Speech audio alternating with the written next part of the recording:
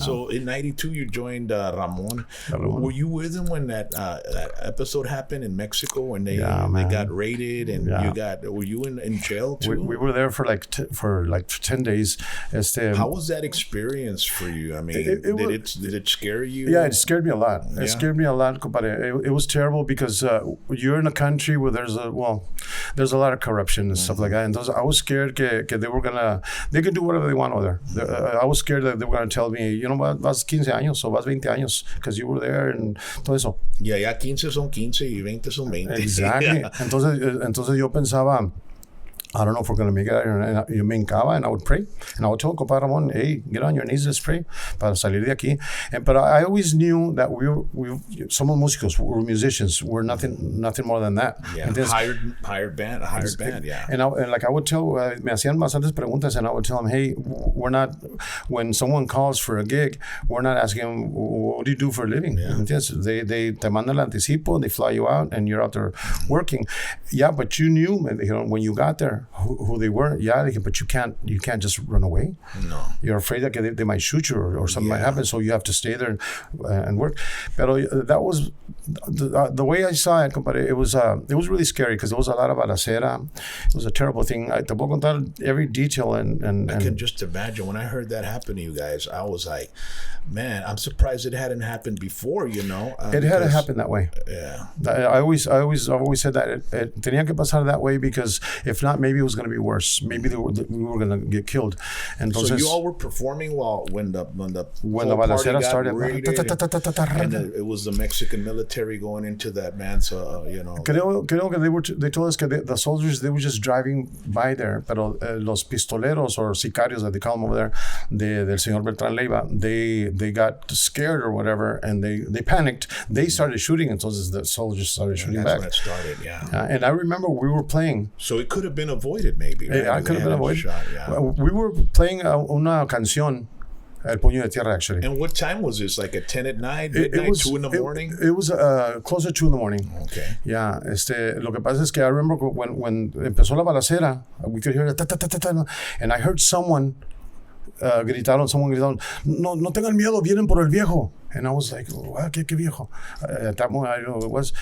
Pues el señor, ¿verdad? Mm-hmm. Entonces, there was a really long hallway, a pasillo, and I remember que nos quitaron los instrumentos, the road crew guys, y todos se tiraron de panza en el suelo. And it was all wet, estaba lleno de agua, y yo no me quise tirar de panza, pero me puse en las rodillas, on my knees.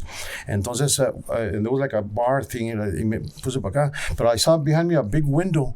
Dije, a lo mejor por aquí pueden tirar, and it might hit me. So me fui hincado, and there was a door to a bedroom, y me metí para allá para adentro.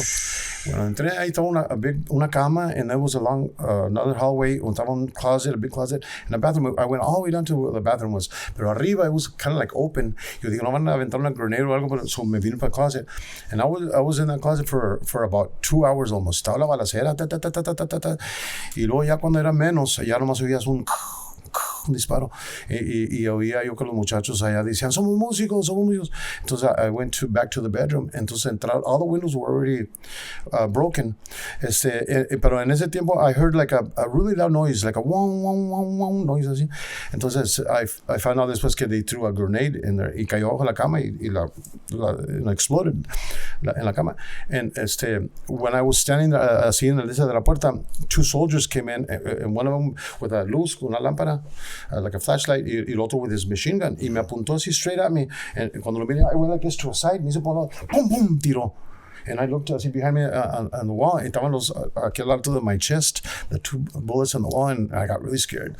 Me quitaron my everything that I had, all my gold y todo eso, me tiraron al suelo. We were there desde las 2, 3 de la mañana hasta las 2, 3 de la tarde. In the area where it all happened. Todos tirados ahí. Yeah. Terrible thing, man. And then they picked you all up and took you. They nos echaron a unos trucks, and they took us to Mexico City. Y ahí nos tenían like on the second floor, asking us all kinds of questions. Were you in the same truck with Ramon and the rest all of the us, band? All of the together. In the other truck. What was the conversation in the truck while you were traveling to Mexico City? It might incriminate me, pero no. Lo que pasa es que when we were on that truck on our way to Mexico City, I remember compadre Ramon would tell us, hay que decir esto, I tell him que esto, I tell him that, and I remember thinking to myself, I'm not going to lie. everything they ask me, I'm going to be truthful about everything I know. And he would tell us, tell them that we didn't know we were coming and all kinds of things. And you can't do that because they catch you with a lie, man. Exactly. Forget about it. When we were there, que nos estaban haciendo bastantes preguntas, you know how that is. They put two guys behind you and the one that's sitting way in front of you asking questions. One of them is telling you, no, compa, vas hasta el tronco. Son 20 años. And the other guy on your left is telling you, no te preocupes, todo va a estar bien. They're confusing you, right? The one thing I did notice that they would show me pictures of the guy they would call La Barbie. Mm-hmm. And they would tell me, he was there, right? And I told him, I never saw him. Oh, you know who he is? Yeah, I've seen him on TV. I know he's a narcotraficante and all that. But I didn't see him there. You have to say that he was there, they would tell me. Because all of your compañeros already said that he was there. And I said, well, maybe they saw him, but I never saw him. So I don't know what was happening in that school, but they would tell me, you have to say that he was there. Echan mentiras para sacar verdades y todos. Cuando all that happened. Psychological, yeah. Y cuando pasó all of that, my wife was trying to get in touch with me, que no me dejaban hablar hasta que pude. Entonces she sent two de la embajada americana, American Embassy, allá donde estábamos. They wouldn't let lawyers or anyone come in, and they let those two agentes in. Entonces me mandaron llamar, ya nos tenían abajo en el sótano, allá para arriba, para la oficina, donde estaba el mero director. Entonces they asked me, do you want the interview in English or in Espanol? They go, no, in English is fine. I mean, that's my first language, right? I want to make sure I understood everything. Entonces el señor se enojó, el director. And they told me everything that they were supposed to let me go after 48 hours, or else they would have to arrest me and all that stuff. They gave you your rights. Todo eso. Entonces, ya cuando se fueron ellos, I was getting up to walk out too, and the director, Aguilera, I can't remember his last name, he told me, no, siéntese, señor. Usted quédese aquí, usted no se vaya. So I sat down. Entonces he asked me, ¿por qué les dijo que en inglés la entrevista? Le dije, es que yo sé más inglés que español. I told him. He said, okay. ¿Eran gringos? No, uno era un moreno, uh-huh, y el otro parecía like an Arab or something like that. Okay. No eran americanos, but perfect English. And then he said, siéntese, le quiero agradecer una cosa, señor Marichalar me dijo. Le dije, a ver, le quiero agradecer que usted, dijo, no me echó ni una sola mentira, he said. No tengo por qué echarme en la interrogación, he said. Usted no me echó ni una sola mentira. They already knew everything about us. They were following, they knew everything. Entonces, dice, no tengo por qué echarle mentiras, dijo, nomás que dijo, todos los demás, dijo. Todos los otros grupos y el grupo de la señora Ramón, todos, dijo, puras mentiras, todos, dijo.